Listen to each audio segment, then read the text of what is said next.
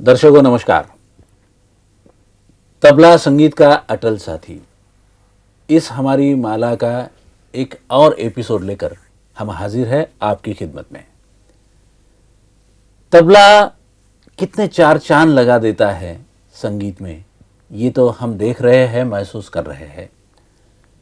बात यह है कि आज तक हमने देखा कि शास्त्रीय संगीत में भी, सुगम संगीत में भी, चित्रपट संगीत में भी तबला किस प्रकार एक अभिन्न अंग बना हुआ है संगीत का। जब भी ताल की बात होती है तो तबले की बात होती है।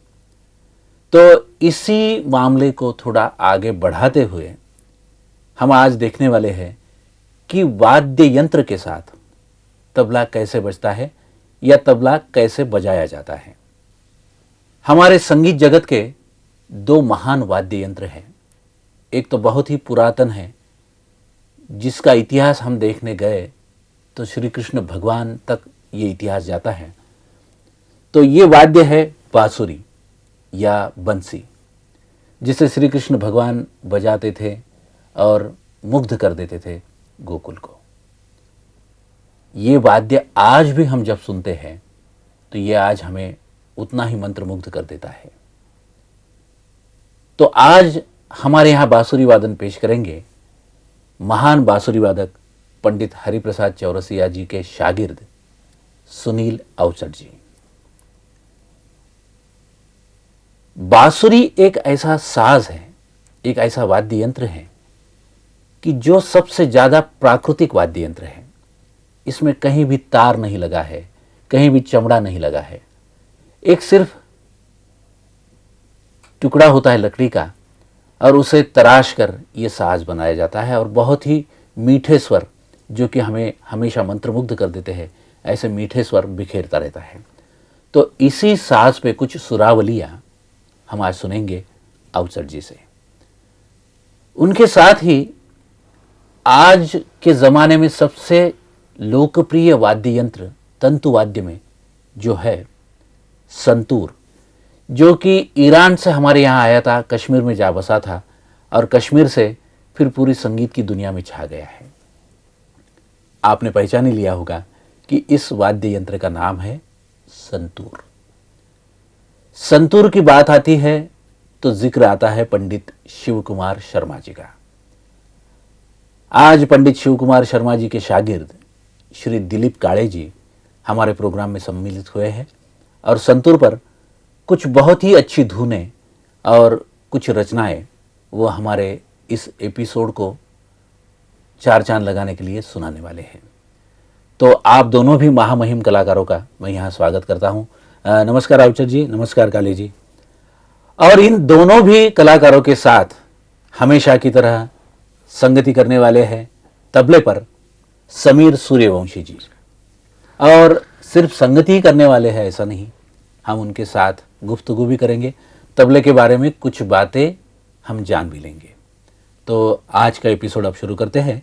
समीर जी, मेरे ख्याल से आज के एपिसोड की शुरुआत या आगाज हम अगर बांसुरी वादन से करें तो कैसा रहेगा? क्या बात है। तो सुनते हैं, अवसर जी हमें राग देश में एक धुन सुनाएंगे अभी, तो वो सुनते हैं हम और इस प्रोग्राम को आगे बढ़ाते हैं जी।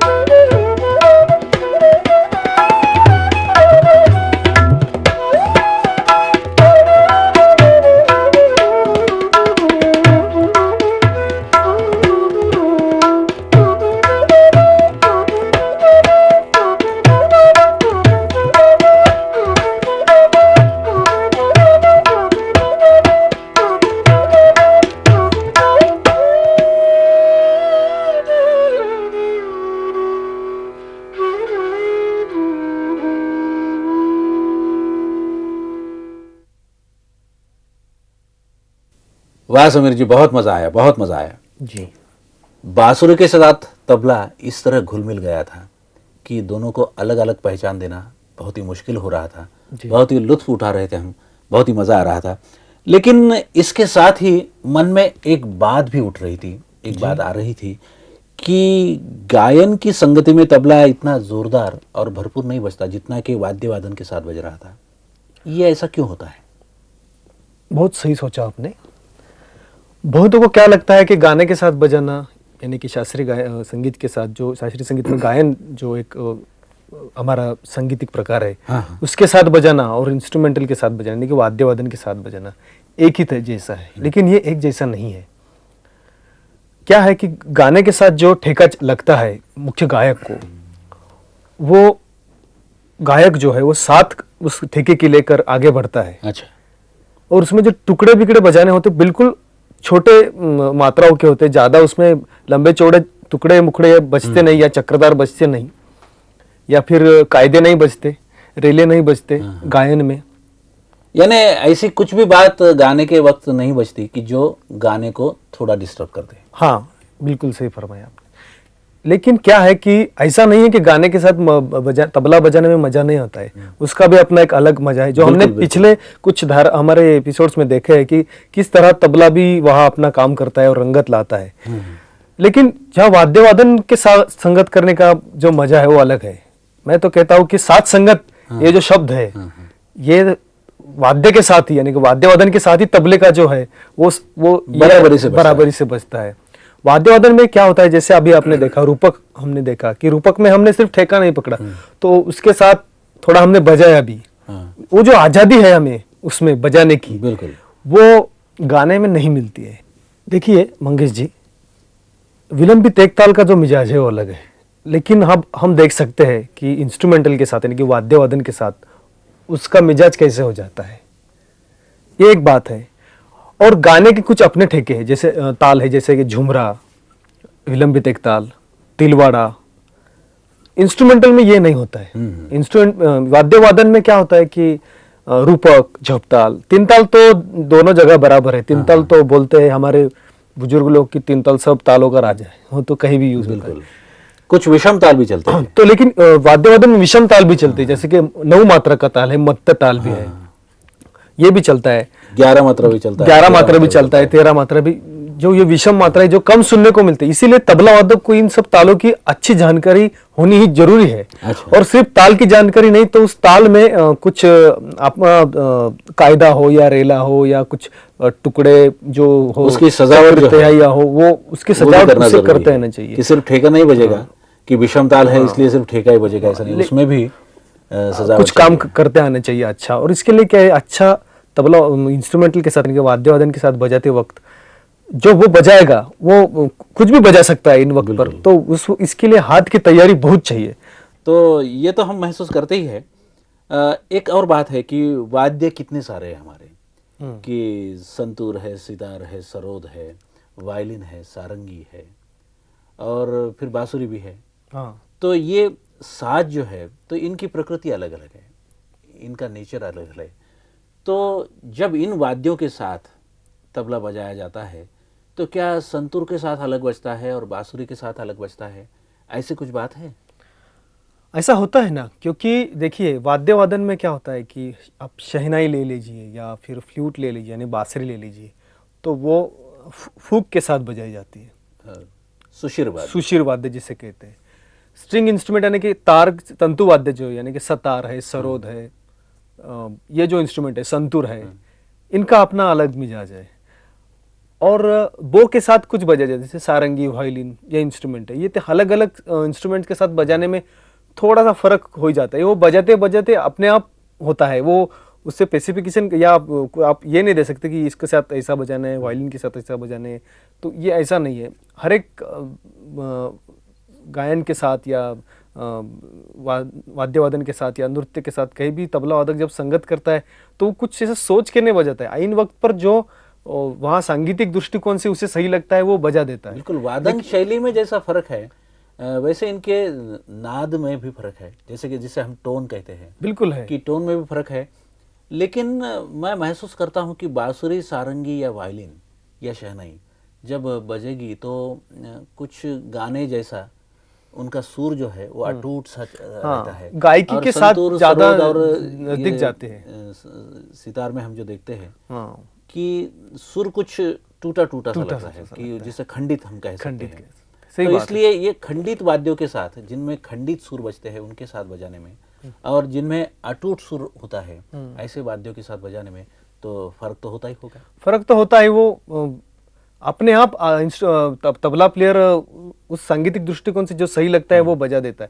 लेकिन एक मैं बता सकता हूँ कि फ्लूट के साथ बजाने में या सतार के साथ बजाने में, फ्लूट के साथ या संतूर के साथ मैंने ये महसूस किया है कि बहुत सॉफ्ट बजाना पड़ता है, यानी कि बहुत तरलता से बजाना पड़ता है। हम देख रहे थे कि संतूर जो बजता है तो उससे भी आघात करके बजाया जाता है तार जी पर। हाँ। तो तबला भी हमारा आघात का ही वाद्य है। जी हाँ। तो संतूर और तबला, इनमें कुछ नजदीकी रिश्ता है?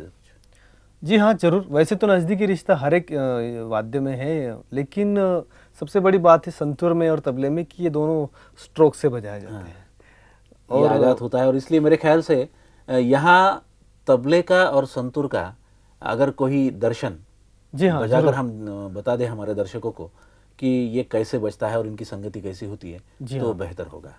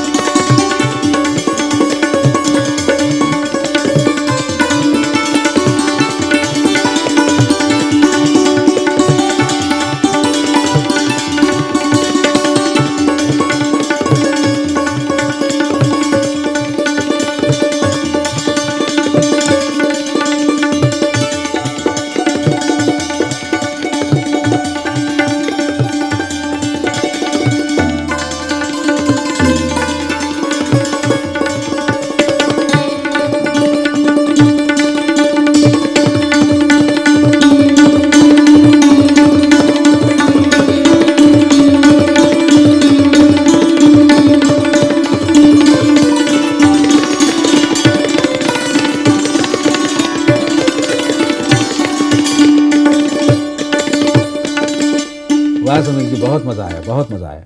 तो समीर जी, हम देख रहे थे कि संतूर भी आघात से बचता है। जी हाँ। जो स्टिक्स है, शलागाएं, उससे संतूर बचता है और तबला हमारे हाथ से बचता है। तो दोनों भी वाद्यों का एक साम्य स्थल जो है जी कि दोनों भी आघात वाद्य है। जी हाँ। और फर्क इतना है कि संतूर में कई सुर होते हैं और तबले में सिर्फ एक ही सुर होता है। जी लेकिन ये बातें सब देखने के बावजूद भी मुझे लगता है कि संतूर में और तबले में कुछ रिश्ता है। जी,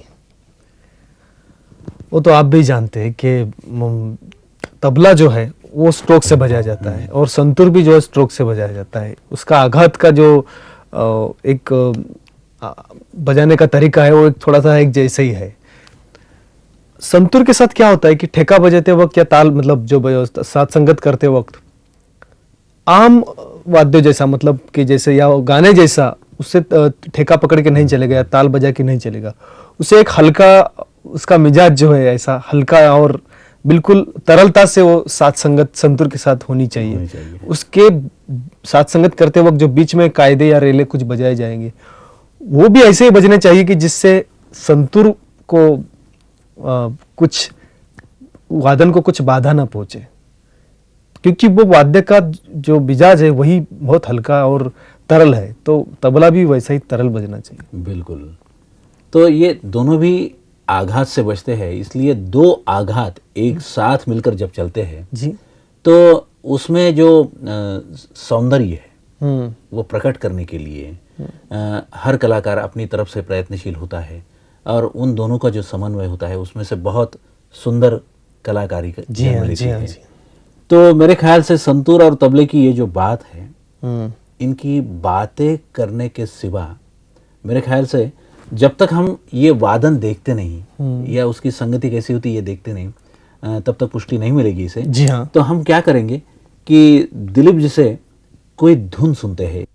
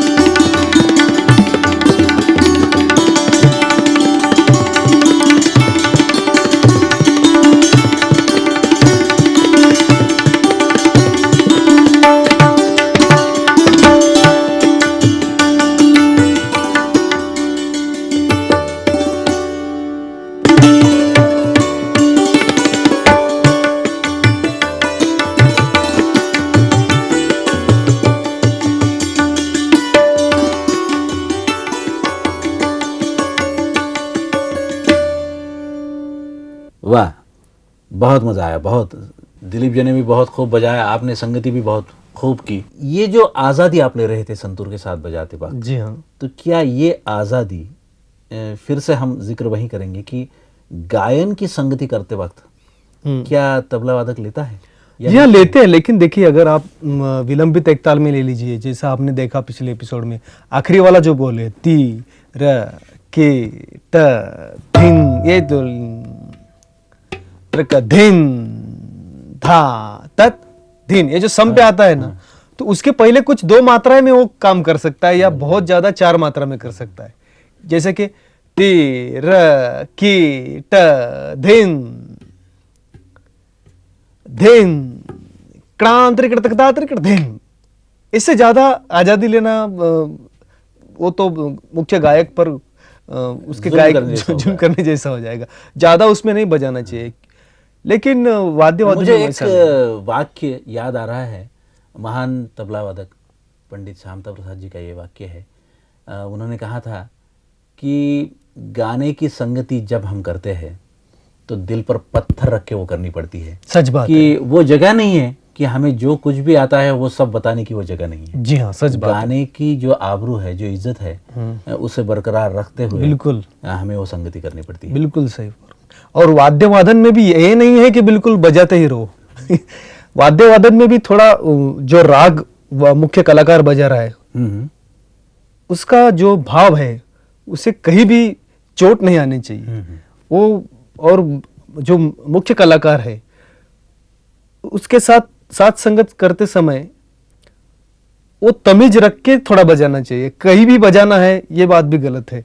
जब वो मौका दे तभी बजाना चाहिए। बिल्कुल। वो ज्यादा बजाएंगे तो उसके दिमाग में जो कैलकुलेशन, जो कुछ गणित चल रहा है बजाने के लिए, जो कुछ उसका सोच है, कल्पना है, उसमें बाधा नहीं आनी चाहिए। बिल्कुल। और हम तबला वादक, अच्छे तबला वादकों का मैं तो ये मानता हूँ कि जब मुख्य कलाकार मौका देता है तब बजाना चाहिए। लेकिन वो भी बजाना, बिल्कुल बजाते ही रहना ऐसा नहीं है, क्योंकि तुरंत सम पर आना मैं ये कहता नहीं, लेकिन 4-8 आवर्तन के बाद सम पे आके बजाना चाहिए, क्योंकि मुख्य कलाकार वो है।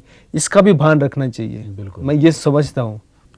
तो श्रोताओं, इस सहस्राब्दी के ये 2 महान वाद्य यंत्र, बांसुरी और संतूर, इनके साथ तबला कैसे बजता है, बजते बजते कैसे उसमें घुल मिल जाता है और एक महान आनंद हम सबको प्रदान करता है, इस बात का अनुभव हम कर रहे थे संतूर और बांसुरी के साथ तबले को सुनते हुए। तबले की महानता में संतूर और बांसुरी का ये सिलसिला हमारे अगले एपिसोड में भी जारी रहेगा और इसके बारे में कुछ और जानकारी हमें ज़रूर मिलेगी। तबले के बारे में भी समीर जी हमें बताएंगे। तो मिलते हैं अगले एपिसोड में। नमस्कार।